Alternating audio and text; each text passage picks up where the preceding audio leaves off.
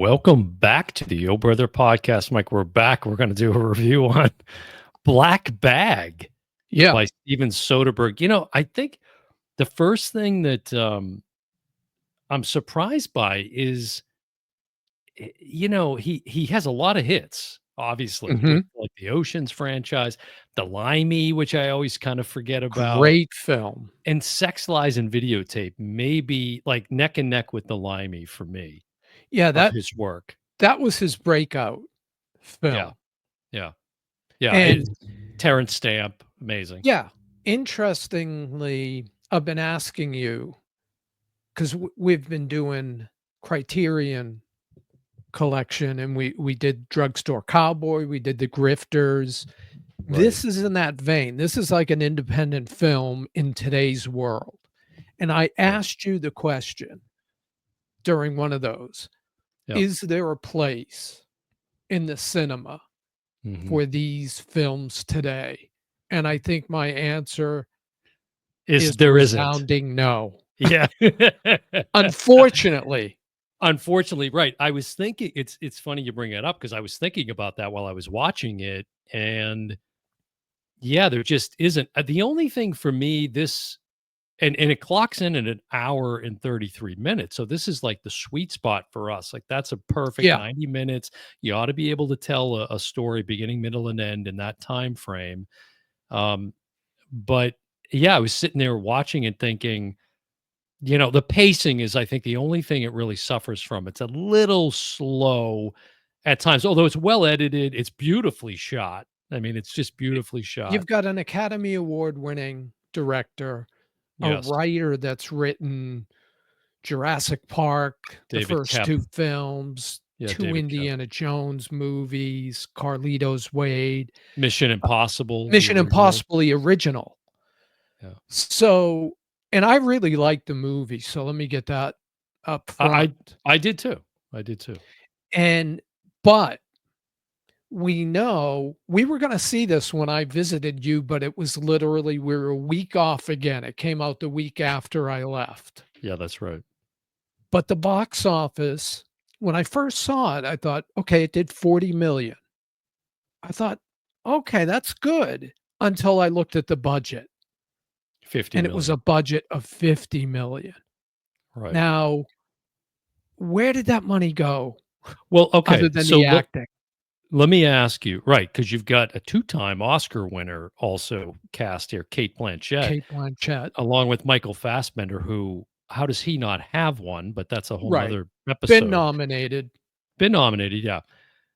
As we said, directed by Steven Soderbergh, as you pointed out, written by David Kep.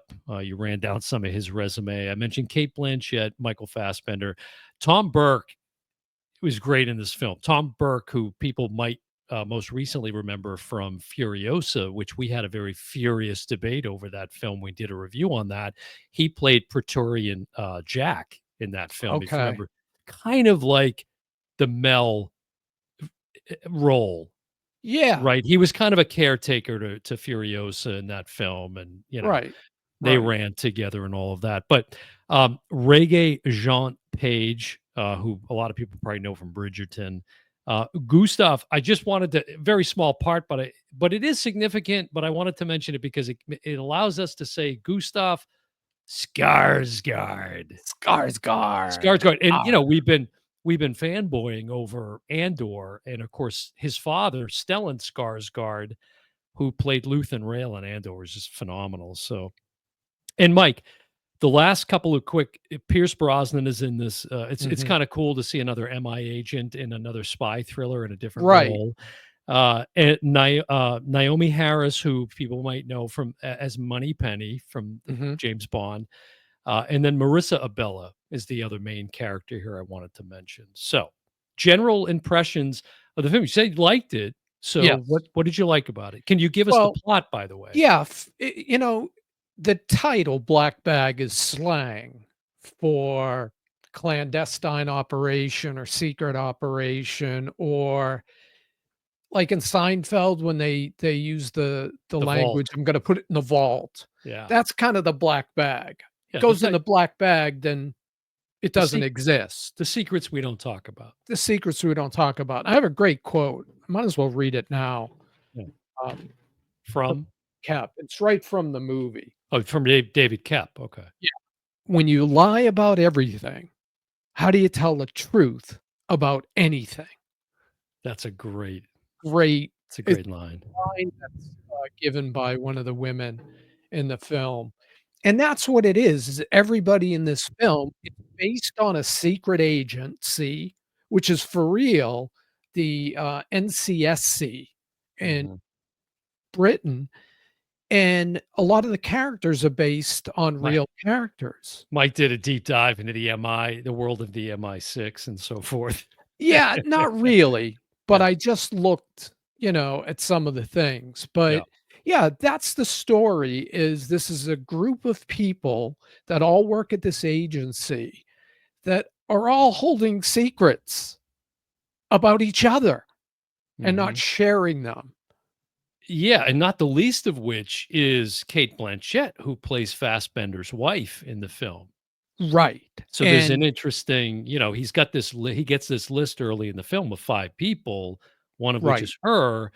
There's a mole in the agency, and basically he's trying to track it down because he's this very sort of type A OCD prone a spy who has this, knack of reading people, forget needing a polygraph, which is a great sequence in the film. right, He's giving everybody a polygraph, and the editing in that sequence is fantastic. But and um, also the dinner table scenes where yes, they're playing a game, but it's hmm kinda like what's the game where you used to, have to tell the truth? You would get these random questions, and I forget the name of it, but we played it when we were Tr- younger. truth or dare, you mean?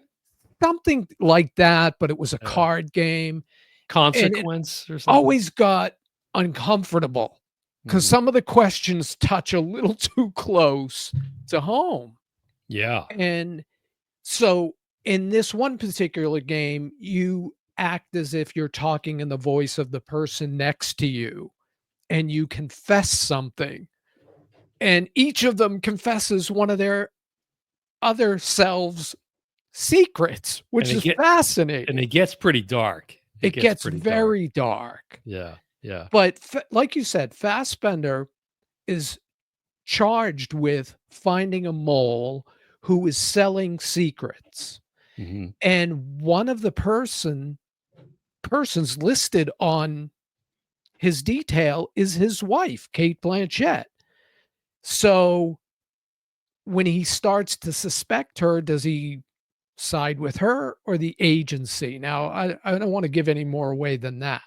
Right, right. Yeah, that's all you really need to know to set it up. What stood out for you? To me, it was just the great acting, like Mhm. every sequence. And also, I felt like Soderbergh kept me one step behind each secret.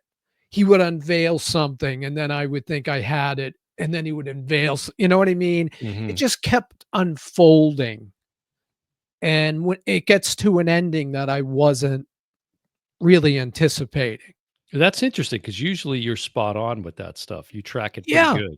and I Yeah. can see it coming. Now, Eh what do I mentioned at the top, the runtime is kind of like, again, right in our sweet spot, what in terms of our preference because of the movies today, as we've talked about many times in the podcast.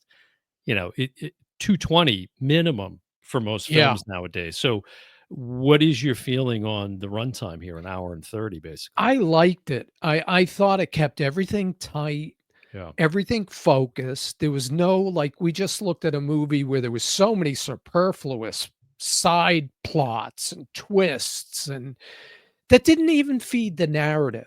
Here, I felt every scene was feeding that main narrative that I spoke of earlier. Yeah.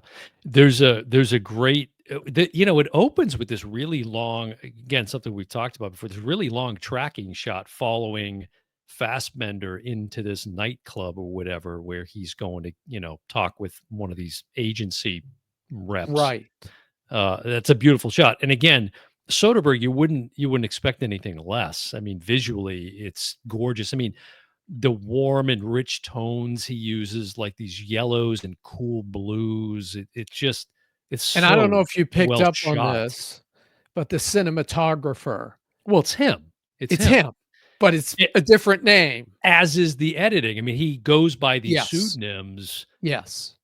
So yeah, so for anybody that isn't aware, if you see um cinematography by Peter Andrews, Uh, it's Steven Soderbergh. The correct. one I love is edited by Marianne Bernard. It's Yeah. like it's so And it's funny ridiculous. because in the story, that's kind of a gimmick, and I don't know if Yeah, that was like a play yeah, off on him, but one of the things that, Soderbergh talks about is he kind of envisions this, and I don't know if you've seen this yet, Who's Afraid of Virginia Woolf?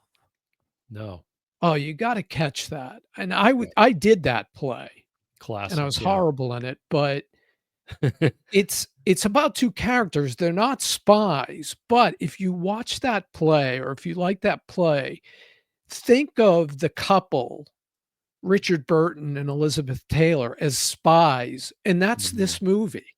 yeah. Well, I heard Fassbender kind of liken it to, if Michael Caine and, um, The glasses, who that's where the think glasses Peter come from. Sellers, and if Peter Sellers had a love child, like, Yeah, his character George would basically be that, that's and I pulled out a pretty. nugget, like, I'm waiting for the conclusion to Alien Covenant that's never coming, Oh, seeing as they released Alien Romulus, which I don't think you've seen that yet. I haven't seen Romulus yet, It should be called The Best of Alien, because Yeah, that's what it is. I do need to see it though. But Alien Covenant with Michael Fassbender leaves us on a cliffhanger, and they don't to this day, it hasn't been paid off. Yeah, what is it, David? Is that his he plays like 2 different. David.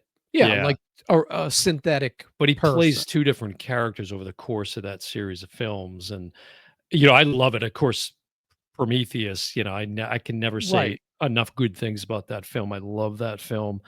Now, do Um, you know he was up for a Star Wars role? yes, remind me of which. Kylo Ren. Oh, Kylo Ren, right, And he would have yes. been great. He would've been good, yeah, he does slide into that type of character very well, Yeah. scarily well.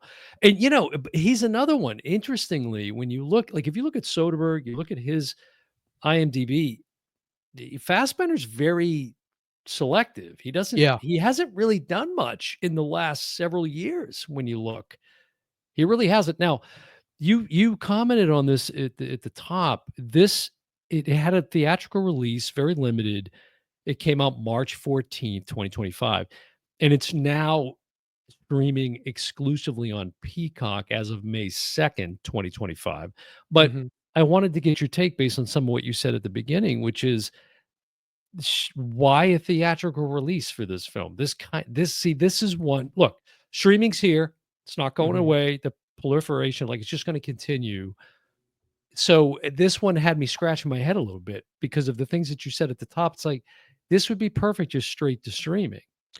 I think you're right. However, I wanna believe there's a market for this film Uh, in because I'm with you. look at we got Superman on the horizon, which we've seen basically the whole movie for crying out loud.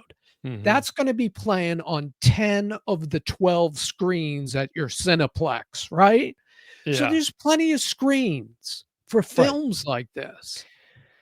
And ultimately, they did make, a chunk of the money back. Mhm. Yeah. But the fact that and honestly, 50,000,000, I don't see it. When I watch the film, as much as I like it, I don't see a $50,000,000 film. I think it's the trips to London and Zurich and, and like you said, the payroll for the The actors, payroll. that's pretty much where it's at. That's an interesting thing that you mentioned though. And it could be an approach that theaters could, these big chain theaters could take advantage of, right? Which is kind of bring the art house into Right, the big theater chains. right. Devote 1 or 2 screens Yes. just to those films. They do it seasonally, right? They bring in they show Christmas Vacation during the holidays and Right, that a sort of thing. Like, classic. right, but Citizen Kane, but for these films like you're mentioning, that would be a perfect way to do it. It's you're not looking to make big bank on it, but at least Right. it's a home for because the independent cinemas are They're all but dead. they're gone. Good luck finding Is those. the one did the one in Orlando survive? It's still here. It's still See, here. I Yeah, and had one there's a few dollar cinemas around, but very few.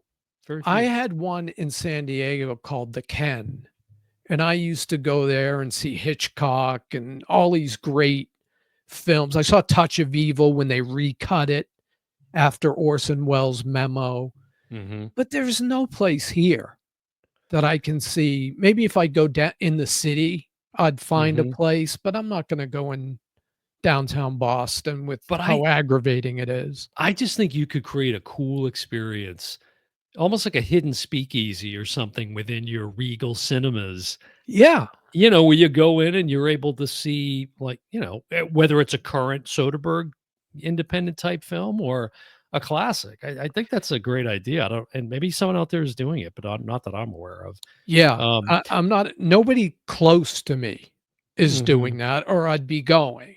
And like you right. said, sex lies and videotapes, I'd see that tomorrow if they threw it up at AMC. Yeah, and I think ironically, the only other film we've covered on the podcast of Soderbergh's is the film he did, Kimmy, like in 2022 or something.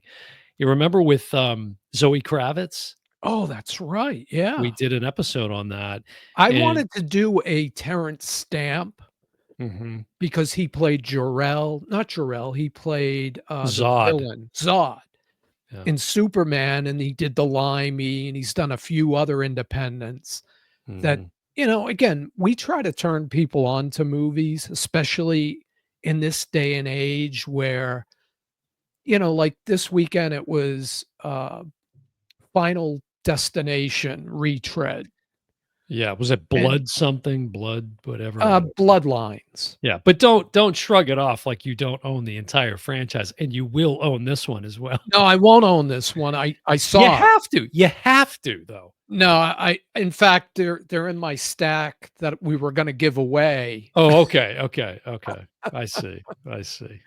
at Spooky Empire, You know but what it was a got canceled. this also as Spooky Empire. Yeah, we'll be there. October, we're gonna be there. We're gonna make that happen. Because it's Halloween weekend this year, so we gotta make Yeah, that happen. Um, perfect. there was a great soundtrack, good score, and I love, in one of the early scenes, I heard a little "Up the Junction" by Squeeze, which was nice. That's a deep cut. Oh, wow. You didn't pick up on that? I didn't hear it. Oh, yeah, it was very prominent in I'm a this big little s Squeeze fan. I saw them in oh, concert years and I thought years you'd ago. be all over that, yeah. Um, yeah, I don't know, I mean, there's like you said, there's a couple of standout scenes in here with the acting, and, I mentioned Tom Burke earlier because he gives one at one of these dinner table sequences Mhm. that just goes on, and it's so well acted. I mean, it's one of those juicy, meaty scenes that you can't wait to get on set Correct.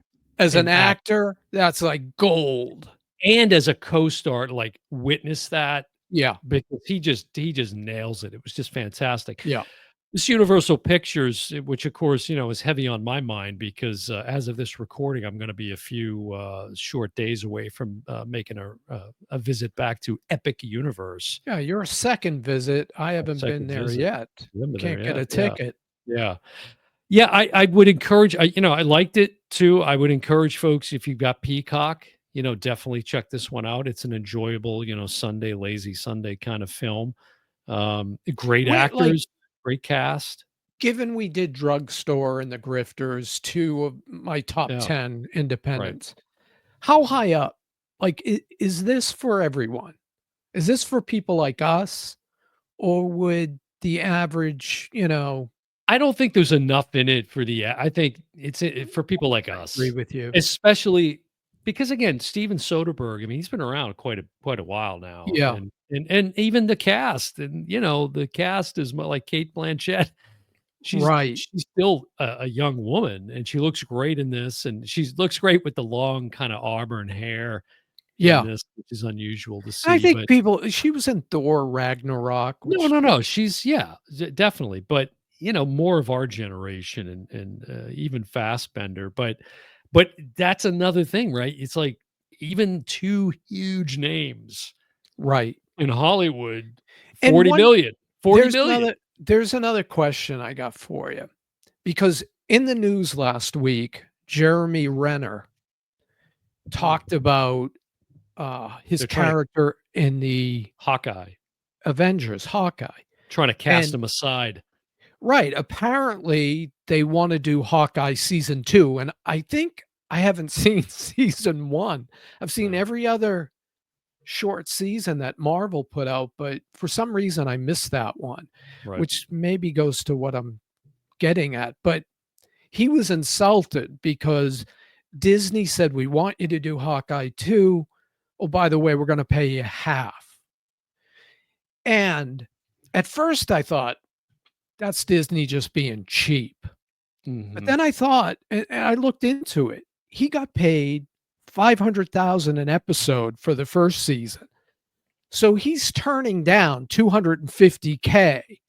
Maybe actors need to start saying, "You know what? I'm gonna do this Soderbergh film because it's great, and I'm only gonna take, you know, a smaller portion than a 5,000,000 or 10,000,000 payday." Maybe that's what needs to happen to get these seen by more people. I don't know. I put Because that what? question to you. Would do you because do you are you implying that that enables it to be seen on more screens, like at more theaters and so Well, forth, or it puts the budget lower, so the Mhm. costs are less. So Right. studios like Focus Features or Focus Films that did this will make these films. I see. Yeah, After yeah, this, after spending 50,000,000 and only getting 40,000,000 in return, right. why It's should a good we, you know what I mean? no, it's a good point, and look, the fact of the matter is we don't know what the salaries were here. We don't know what they got paid, Right. And and I'm just guessing. maybe they did make some of those deals.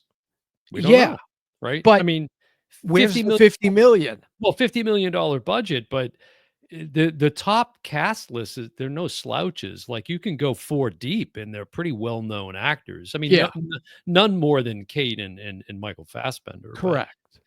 And well, I just have to believe Pierce that. probably Yeah, he probably he got a pretty good he's on chunk. screen 10 minutes, but he probably Right. got a little chunk of change. You know what I mean? You want one of the great James Bonds of the film lore in there. Then I you love got to pay for it. Pierce. Oh, I'm a but huge Pierce eh, fan. it's this little He's my favorite Bond. the time move out of the tank. That's Yeah, I mean, GoldenEye, it just I miss Piers in that role. GoldenEye saved the franchise. That was one of those ones Martin Campbell directed, and he also directed Casino Royale with Yeah, Daniel Craig. right. And those 2 films are the 2 best Bond films. I would Mhm. debate that with pretty much anyone, It's interesting because, this it's not like the streamers don't have the bankroll. I mean, look at Netflix. especially Netflix. Yeah, look at Netflix, which it, he was featured, what's his name there? Ted Sarandos, right? Am I saying that right? I In think the that's his name. studio, he was just featured That's in right. an episode of the studio, which was pretty funny. But they've got the money to throw at these, these actors, and Well, um, they're doing it, like Adam sure, Sandler, I'm sure you've seen Happy Gilmore 2 too, yeah, being teased. right. They're throwing like 500,000,000, "Give us 5 movies, we'll give you 5." I mean, Well, how do theaters how do since they we're compete? since we're talking about espionage, what's your take? What who's going to be the next James Bond? What's going on with this? I don't know. There was this whole dust up with Barbara Broccoli and Amazon and the whole thing, and now it's Amazon's got full control here. So everybody's now waiting. Who is Who going to be is James it Bond? Yeah, and when is it? and when We is it? know it's at least 2 years off because they Hmm. haven't picked a Bond yet. Yeah, But yeah, I mean, I thought there was a mutual agreement between Broccoli because she was kind of chubby Broccoli, her dad is the original Bond guy. and he always Isn't kept it Cubby, not Chubby? well, I go by I what Sean Connery called him, think it's Cubby, but anyways. but, you know, they were the keeper of the franchise and made Yeah, sure that it right. held a certain standard. Now, it didn't always Well, and since his passing, it's been her and what, her brother? Is yeah, it her mostly brother? her. Yeah, I always see her name, but sure. I thought the Amazon deal was a mutual that she had control, but they were gonna bankroll it. But no, you corrected me, and it's Mhm. basically Amazon in charge. Why they didn't jump on that Yeah, immediately right. and announce a bond that week, I don't know. Too busy sending Katy Perry into space. I mean, Bezos basically said, "Put her on a spaceship and get Barbara Broccoli out of my face. Like, I pay her whatever it takes." I mean, That's a that true is what comment. happened. He just Yeah, said, "Take, that's a true comment. whatever." But yeah, we need answers on that. We got to find out what's going on with Bond. And and you're talking an actor, and it's funny. I'm sitting here going, Michael Fassbender. Let's just do it. Let's sign the paperwork. He would be a fantastic Bond. It's a guy who could be in that role for the next 10 years, Yeah, legitimately, yeah, which is what you need. You don't right. want somebody who's going to come in and then, so you really got to vet this person quite well because you need them to carry the next at least 3 films, if not beyond that. 5 is kinda like that Sure. was Pierce's deal, although he only did 4. They wound up deciding to go back because the Casino Royale rights, there was a whole dust up about that. Casino Mhm. Royale was the original Bond book, Yeah. but it didn't get made because of a rights issue that they finally ironed out.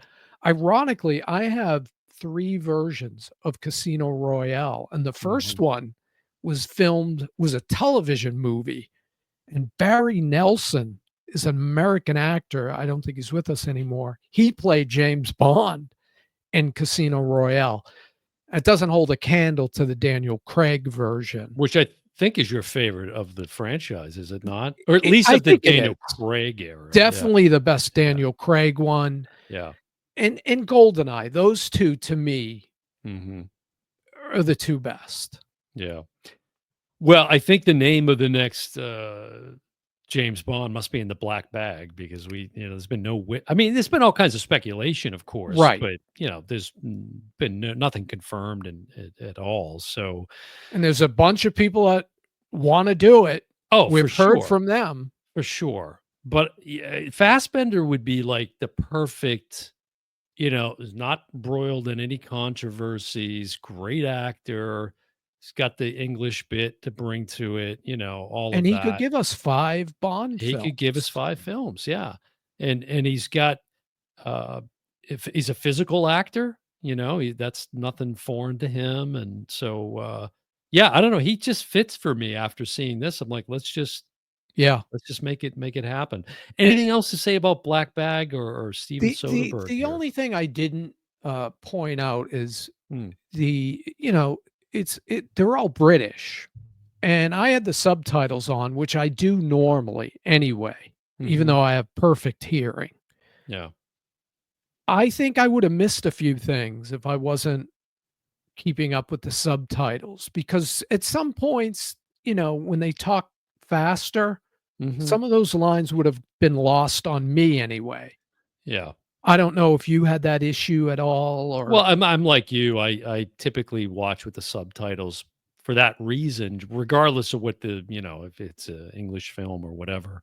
right. Just because you might not pick up on some little nugget. So, but yeah, there was a little of that. I'm sure it did help in the end. But like as you said, great performances, Yeah. good cast, uh, excellent directing, cinematography, all of that by Steven Soderbergh, of course. So he did a And if, fantastic job. another one, if you're a Jennifer Lopez fan, Steven Soderbergh Out of did sight. the Out of Sight, the Out of sight with best George movie Clooney. Jennifer Lopez ever did. Yeah, George Clooney, and I told George you Clooney. I had just watched, Wolves on a plane. Not That's the right. film isn't called Wolves on a Plane, but I was on a plane watching the movie Wolves with him and Brad Pitt, which was very enjoyable. Some similar themes in that film too, for those of you that may not have seen it, I would recommend And checking that's that on one out. Apple TV, Yeah. correct? Yes, I believe so, yeah, and it was very fun. I I enjoyed saw that it as quite a soon as bit. it came out, I really liked it. Those 2 together, they just got a great rapport together. It's just Yeah. fun to see them, going up against each other in that film. We didn't mention, we often do, but, ratings, we usually cite Rotten Tomatoes and IMDb. Mike, IMDb's got it at an 85 Metascore. Yeah, that's pretty solid. And check this out, Rotten Tomatoes, 96 from the critics, 96%, only 70% on the old popcorn, meter, tomato And meter that's there. kind of I think when I was talking to you about who's this for, Yeah, I think that that answers speaks that to it. question, Yeah, I think so. you I think know? so. But, they split the difference on IMDb, and you got a Metascore of 85, which is that's about right for me. It feels right to me too. Yeah, I think that's solid. So, well, there you go, folks. Any parting words or final thoughts, Mike, on this film? Just, if you have Peacock, it's crazy not to watch this film. And Yeah, you'll know in the first half hour, first 20 minutes, whether or not it's something for you, or you can just, flip over to yeah. Wicked again. Click on Mike's favorite. Well, that's going to do it for another episode of the Oh Brother Podcast. I'm your host, Dan Smith. Alongside me, as always, my brother from the same mother, Mike Smith, and we will see you next time. Bye, everyone.